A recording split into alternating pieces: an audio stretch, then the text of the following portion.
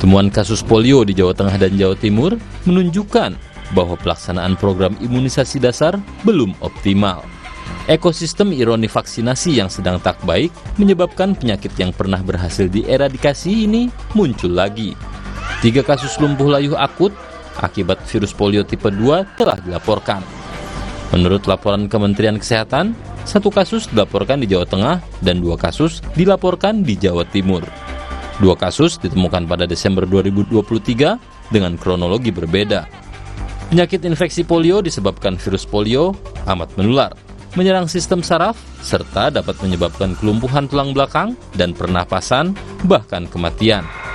Virus masuk lewat mulut akibat tertelan makanan atau air yang terkontaminasi. Polio ada sejak ribuan tahun lalu, ditandai gambar Mesir kuno yang menunjukkan anak-anak berjalan memakai tongkat dengan anggota tubuh layu. Pertengahan abad ke-20, virus polio ditemukan di seluruh dunia dan membunuh atau melumpuhkan lebih dari 1,5 juta orang setiap tahun. Kemenangan melawan virus polio terwujud setelah awal 1950-an, vaksinnya diciptakan dokter Amerika Jonas Salk. Sejak Majelis Kesehatan Dunia mengadopsi resolusi pemberantasan polio pada 1988, kasus virus polio liar turun lebih dari 90%, dari 350.000 kasus menjadi 6 kasus pada 2021. Organisasi Kesehatan Dunia WHO mencatat dari 3 strain virus polio liar, yaitu tipe 1, tipe 2, dan tipe 3, virus polio liar tipe 2 diberantas pada 1999. Sedangkan tipe 3 diberantas tahun 2020. Pada 2022, virus polio liar tipe 1 yang endemik masih ada di 2 negara, yakni Pakistan dan Afghanistan. Indonesia dinyatakan eradikasi atau bebas polio oleh WHO pada 2014. Namun kejadian luar biasa polio terjadi di Klaten dan Sampang akhir Desember lalu.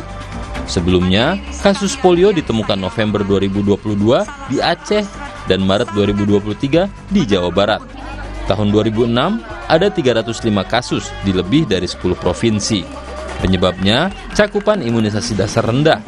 Selama pandemi COVID-19, cakupan imunisasi dasar lengkap turun dari 84,2% pada 2020 menjadi 79,6% pada 2021. Sejumlah penyakit yang bisa dicegah dengan imunisasi, termasuk polio, pun merebak. Berbagai tantangan muncul dalam pelaksanaan imunisasi. Sejumlah warga belum menganggap imunisasi penting untuk melindungi anak dari penularan penyakit berbahaya. Hoaks seputar vaksin turut menimbulkan penolakan vaksinasi. Selain imunisasi, polio bisa dicegah lewat kebersihan makanan dan minuman serta kebersihan lingkungan. Buang air besar harus dilakukan di jamban yang sehat. Kesehatan lingkungan yang buruk mempercepat penyebaran virus.